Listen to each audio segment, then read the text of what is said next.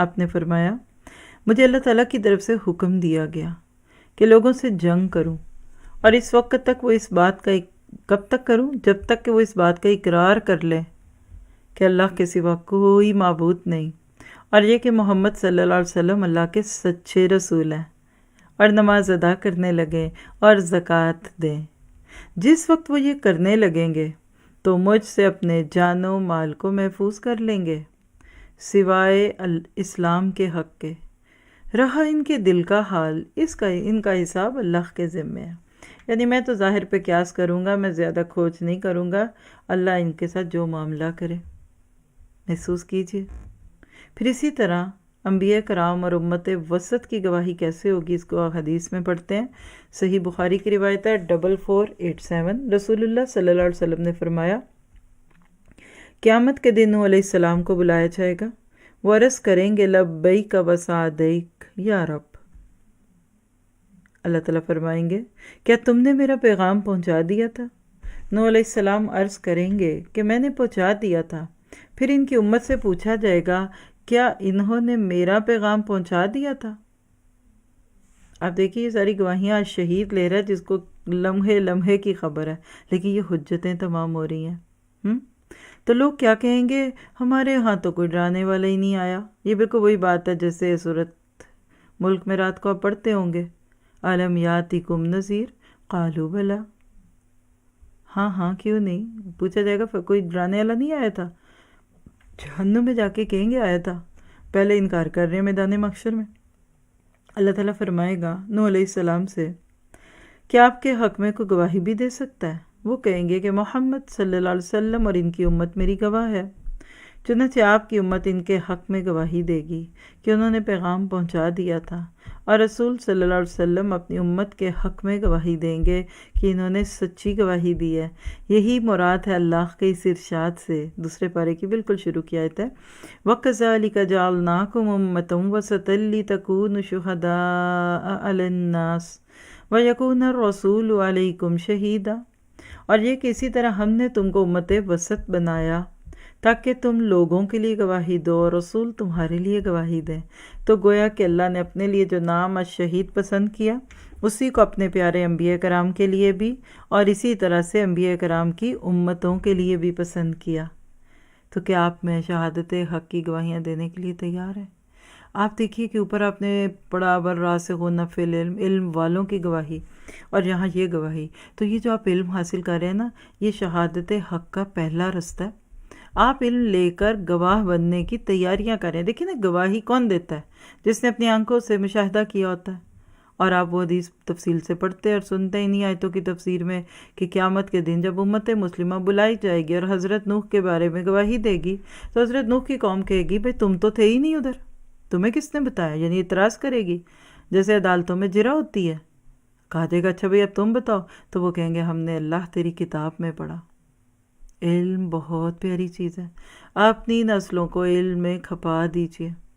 علماء کی فضیلت، علم کی فضیلت، اللہ اپنی اور فرشتوں کی گواہی کے ساتھ علم والوں کی بات کر دے اور پھر شہادت حق کا کام لے لے، اس سے بڑی اور کیا بات ہے؟ اللہ سبحانہ تعالیٰ ان ساری چیزوں کو پیش کرتے ہیں۔ پھر اسی طرح سے نسائی کی روایت ہے 1957، جابر بن عبداللہ سے روایت ہے رسول اللہ صلی اللہ علیہ وسلم غزوہ احد کے مقتولین میں سے 2 آدمیوں کو ایک کپڑے میں اکٹھا کرتے، یعنی اتنا کپڑا ہی نہیں تھا کہ سب کے کفن بنے، 70 لوگ ایک دم شہید ہو گئے، تو ان کے پاس اتنی کھلی سہولتیں نہیں تھی جو آج ہمارے پاس ہے، تو 2 کو ایک میں ڈالا گیا۔ پھر پوچھتے ان دونوں میں سے قرآن کس کو زیادہ یاد تھا؟ جب لوگ ان دونوں میں سے ایک کی طرف اشارہ کرتے تو آپ اسے قبر میں پہلے رکھتے اور فرماتے میں ان پر گواہ ہوں، آپ نے انہیں ان کے خون سمیت دفن کرنے کا حکم دیا، اور نہ ان کی نماز جنازہ پڑھی گئی اور نہ انہیں غسل دیا گیا۔ کیا پتہ چلا؟ آج شہید اپنے راستے میں شہید ہونے والے کی بڑی قدر کرتا ہے۔ جی محسوس کیجیے، آج تو یہ خواب ہو گیا، یہ تو بات کرتے ہوئے بھی بندہ ادھر ادھر دیکھے، ہائے ہائے شہید کی بات کرتے ہیں۔ یہ امت کا ڈاؤن فال ہے، یہ ڈاؤن فال ہے کہ آپ اللہ کے راستے میں زندگی میں شہادت حق نہ دیں، اور جان دینے سے تو جان ہی نکل جائے، ہائے جان نہ چلی جائے باقی خیر ہے، ہائے مجھے مار ہی نہ دیں پتہ نہیں کیا ہوگا۔ وہ کہتے ہیں نا کہ دل تو بڑا کرتا ہے اللہ کے رستے میں جانے کو، نکلنے کو، شہید ہونے کو، پر سنا یہ ہے کہ جان سے مار دیتے ہیں۔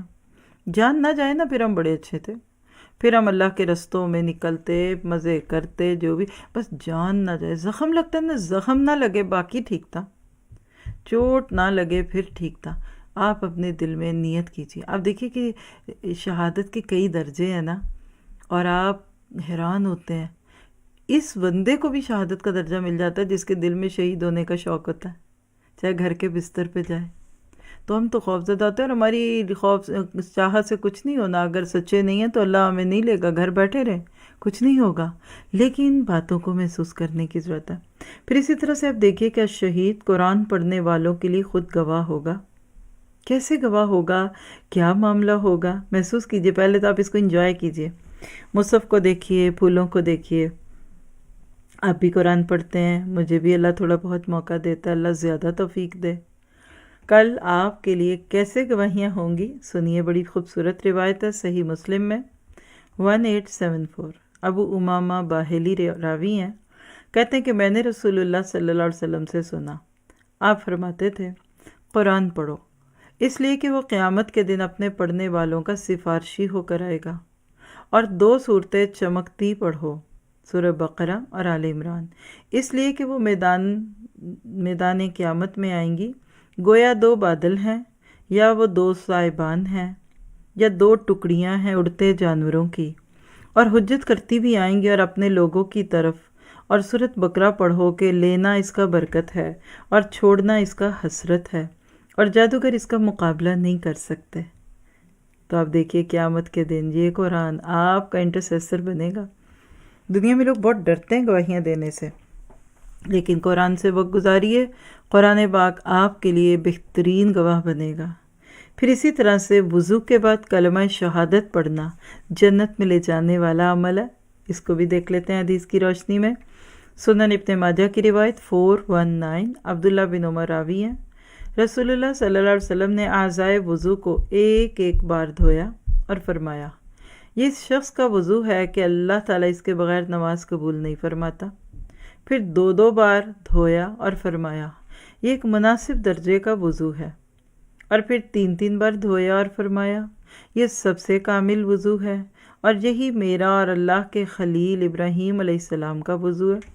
جس شخص نے اس طرح وضو کیا، پھر وضو سے فراغت کے بعد کہا، آپ بھی یاد کر لیں اگر نہیں پڑھتے تو کوئی بات نہیں، اب سے شروع کر دیجئے گا، اشہد اللہ الہ الا اللہ، اشہد اللہ الہ الا اللہ واشہد ان محمدن عبدہ ورسولہ۔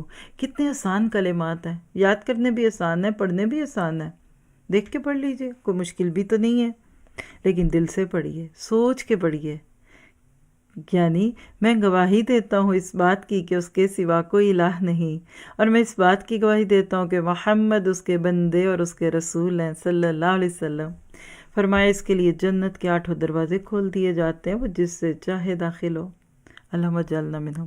دیکھیں یہ ہے اعمال چھوٹے اجر بڑا، ایک سیریز بھی پچھلے سال الحمدللہ پڑھائی تھی، اور میں نے دیکھا کہ وہ واٹس ایپ کے کچھ گروپس میں بھی جا رہی ہے۔ اعمال چھوٹے چھوٹے ہوتے ہیں لیکن درجے بہت ہیں، تو اللہ نہیں کہتا کہ آپ ایک دم بڑی نیکیوں پہ آ جائیں، آپ شروع تو کیجئے۔ اس کے بعد دیکھیے شہید کے متعلق دعائیں اور اذکار۔